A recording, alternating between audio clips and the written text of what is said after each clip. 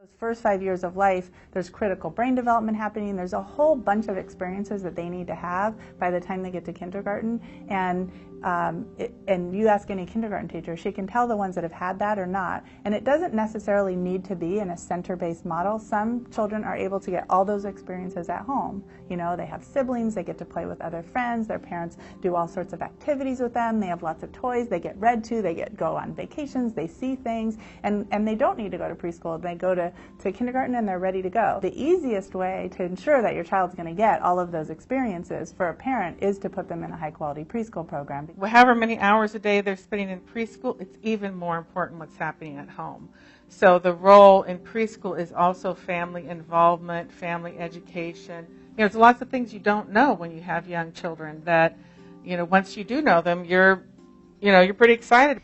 As a parent, I think that your job starts when the baby is conceived, and really educating oneself about prenatal development. I was a crazy parent, and I actually, sang to my baby when he was inside of me, and I read to him from the very moment he was born and talked to him all the time. The world we live in today, at this moment, is a social, linguistic world, and that is what we do. That's how we measure people's intelligence. You know, whether it's formally or informally, we're making assumptions all the time about how people socially behave and how they linguistically communicate. The most important thing is to talk with your child from infancy.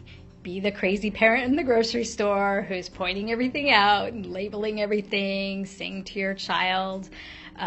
Read with your child, and really take an interest in your child's everyday world with a lot of language, because that's how children learn language, is by interacting with the adults and other children in their environment. And so we want to give children the best start as early as possible, and you're talking to them in the bathtub, and you are talking to them in the minivan on the way to the park, and you are talking. And if you have 5 different words to describe a spoon, think of how much more connectivity you're going to have to the world, and how much more cognition that you're going to be building on if you have multiple ways to describe the world, because the world is language.